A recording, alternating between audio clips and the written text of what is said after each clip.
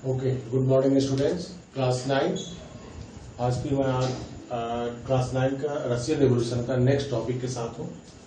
और जो next topic आपके साथ है वो देखिए आपका the first world war and the Russian empire. First world war में रशियन एम्पायर में क्या एडमिनिस्ट्रेशन था और क्या सिस्टम था, कैसे रशियन एम्पायर ने वर्ल्ड वार में पार्टिसिपेट किया था, इस पर हमें स्टडी करना है। थोड़ा इससे पहले मैंने कल आपको बताया था 1905 का टर्बुलेंट रशिया में जो उपद्रव हुआ था 1905 में और 1904 में, उसका मैंने कल आपको एक्सप्लेन किया था। और उसमें आपने देखा किस तरह फैक्ट्री वर्कर्स में स्ट्राइक हो गए थे और 4 वर्कर को डिसमिस कर दिया गया। लगभग 110,000 वर्कर्स ने स्ट्राइक कर दिया।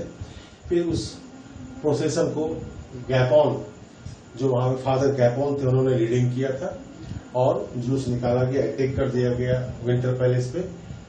लगभग 100 पीपल्स डेथ हुए और 300 घायल हुए। उसे ब्लडी संडे के नाम से जाना गया। तो ये सिचुएशन क्रिएट हुआ जो रशिया में, जो मैंने कल आपको बताया था। और फिर उसके बाद जार निकोलस ने डीमा का फॉर्मेशन किया। कंसल्टेटिव पार्लियामेंट, मैंने आपको बताया था, कंसल्टेटिव पार्लियामेंट का फॉर्मेशन किया गया। उसमें उन्होंने पहले लिबरल्स को भी मेंबर बनाया, लेकिन बाद में जस्ट आफ्टर 75 डेज डीमा को उन्होंने सस्पेंड कर दिया। सेकेंड टाइम जब उन्होंने डीमा का फॉर्मेशन किया तो उसमें टोटल मेंबर उन्होंने कंजर्वेटिव को कर दिया, जो कंजर्वेटिव उसके सपोर्टर्स थे। अब इसके आगे आते हम है कि the first world war and the Russian empire, इसमें हमें पढ़ना है। जो फर्स्ट वर्ल्ड वार आप जानते हैं 1914 में स्टार्ट हुआ। उसमें जो 2 ग्रुप था, first group and the second group. First group Germany, Austria and Turkey, जो सेंट्रल पावर के नाम से जाना गया। एंड द सेकेंड ग्रुप था फ्रांस, ब्रिटेन, रशिया। बाद में कुछ दिनों के बाद में इटली और रोमानिया इसमें शामिल हुआ। इसे एक्सिस पावर के नाम से जाना गया। तो ये 2 group of countries world war में थे, मेन ग्रुप ऑफ कंट्रीज थे वर्ल्ड वार में। जो वर्ल्ड वार था वह यूरोप के अंदर, ये ग्लोबल, एक चीज और ध्यान दें इसमें आप, कि जो कंट्रीज है सभी का ग्लोबल एम्पायर था। ग्लोबल एम्पायर से मतलब है ग्लोबल कोलोनाइजेशन इनका था। वर्ल्ड के बहुत सारे कंट्रीज में इनके कॉलोनीज थे और अपने एक्सपेंशन ऑफ द कॉलोनीज, अपने ग्लोबल एम्पायर को बढ़ाने के लिए, इंक्रीज करने के लिए ही ये वर्ल्ड वार हुआ था। सभी यूरोपियन कंट्रीज अपने ग्लोबल एम्पायर का एक्सपेंशन चाहते थे, अपने कॉलोनीज का एक्सपेंशन चाहते थे, जिसके कारण ही वर्ल्ड वार हुआ था। तो इनका ग्लोबल एम्पायर था। जो लड़ाई हुई वर्ल्ड वार फर्स्ट, वो आउटसाइड एंड इनसाइड यूरोप, दोनों जगह पे। जहां जहां यूरोप के डिफरेंट कंट्रीज का कॉलोनी था वहां भी वार हुआ, और इनसाइड द यूरोप, यूरोप के अंदर भी आपस में ये लड़े। तो ये सिचुएशन था वर्ल्ड वार का। अब हमें पढ़ना है रशिया का। इन रशिया द पॉपुलेशन जो थी, रशिया की जनता थी जो थी, वो इनिशियल फेज में जार निकोलस का बहुत बड़ा सपोर्टर था। उन्होंने खुलकर सपोर्ट किया जार निकोलस का, participating in the world war first. उनको फेथ था on the tsar Nicholas. Tsar Nicholas पर फेथ था, विश्वास करते थे, उनके साथ रैलीड करते थे अराउंड कि वर्ल्ड वार में वो सपोर्ट कर किया, जार को उन्होंने सपोर्ट किया। लेकिन जार जैसे जैसे वर्ल्ड वार कंटिन्यू होता चला जा रहा था, जार जो है ना ड्यूमा से कंसल्ट करना बंद कर दिया। जैसा कि मैंने आपको बताया, ड्यूमा क्या था, कंसल्टेटिव पार्लियामेंट, कंसल्टेटिव ड्यूमा का फॉर्मेशन किया था, उससे उसको कंसल्ट करना था। तो जार उससे रिफ्यूज कर देता है कंसल्ट करना। इसके ड्यूमा के जो मेंबर्स थे कंजर्वेटिव, वो इनके अपोज कर देते हैं, अपोज हो जाते हैं। पहला। Second, anti German sentiment Russia में क्रिएट हुआ। जैसा कि आप जानते हैं, जार निकोलस की शादी हुई थी जर्मनी की क्वीन से। उसका नाम था जारीना अलेक्जेंड्रिया। उससे शादी इसकी हुई थी। और जब उसकी शादी हुई तो वह अपने साथ अपने एक एडवाइजर को लेकर आई थी, उसका नाम था रासपुटीन। ये एक बैड एडवाइजर था। यह जारीना के साथ सपोर्ट से किंग को गलत एडवाइस देता था। और उसी एडवाइस में एक ऐसा एडवाइस था जिसमें सेंट पेट्रोग्राड एक सिटी था, उसका नाम बदलकर उसने सेंट पीटर्सबर्ग रखवा दिया। रसिया के एक सिटी का नाम, जो जर्मनी में एक सिटी था उसी के नाम पे रसिया में एक सिटी का नाम रखवा दिया, जिसके कारण वहां की जनता में एक प्रकार से एंटी जर्मन सेंटीमेंट का डेवलपमेंट होने लगा। और लड़ाई जो हुआ, रसिया दो फ्रंट पर लड़ रहा था, ईस्टर्न फ्रंट पे एंड वेस्टर्न फ्रंट पे रसिया फाइट कर रहा था, दो फ्रंट पे लड़ रहा था, जिसके कारण रसिया में इसका बैड इफेक्ट पड़ा।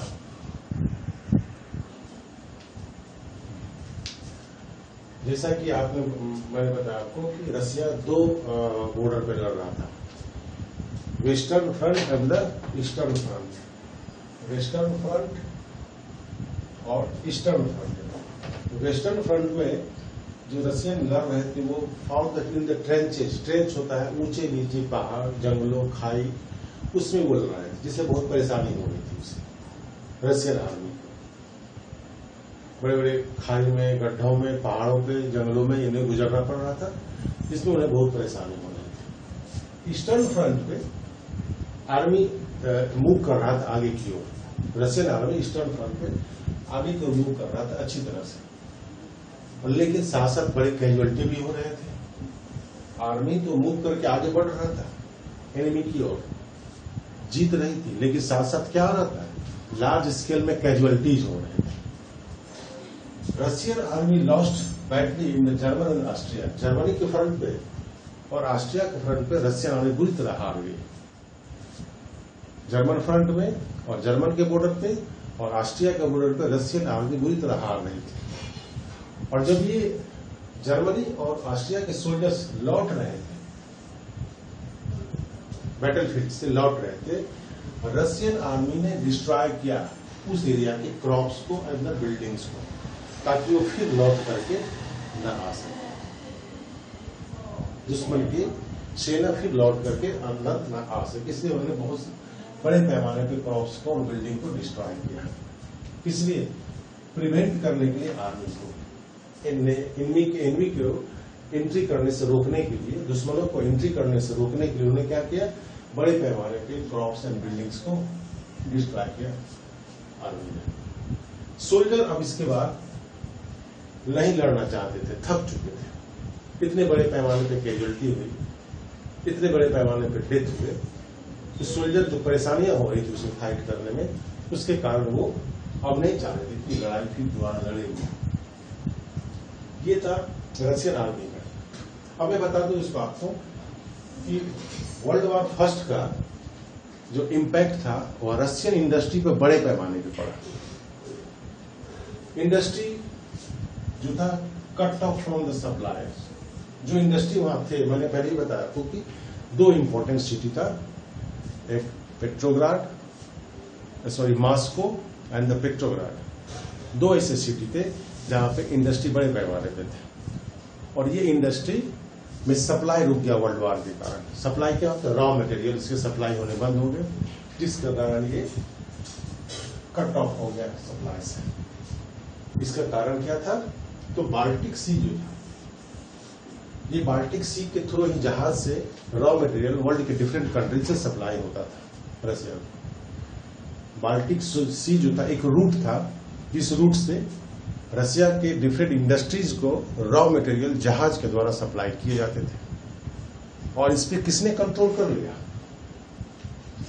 जर्मनी ने कंट्रोल कर लिया। जो भी जहाज आता था रॉ मटेरियल लेकर रशिया को, उसे वो डुबो देते थे या फिर कैप्चर कर लेते थे, जिसके कारण रॉ मटेरियल का सप्लाई आपको रशिया में नहीं हुआ, और इसका इम्पैक्ट किस पे पड़ा, इंडस्ट्री पे बड़े पैमाने पे पड़ा।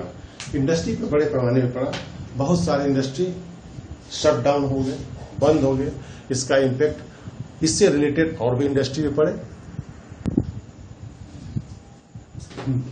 अब देख रहे जो वर्ल्ड वॉर फर्स्ट का मैंने बताया आपको कि रशियन इंडस्ट्री पे इसका बैड इम्पैक्ट पड़ा। जो सप्लाई थे इंडस्ट्री के लिए वो टोटली कट ऑफ हो गया। इसका कारण था बाल्टिक सी पे किसका कंट्रोल होना, बाल्टिक सी पे जर्मनी का कंट्रोल होना।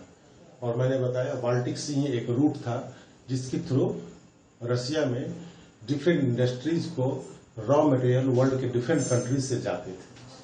जो भी शिप जाता था उसे क्या करते थे, डुबो देते थे या फिर कैप्चर कर लेते थे, जिसके कारण रशिया इंडस्ट्री टोटली अफेक्टेड हुआ।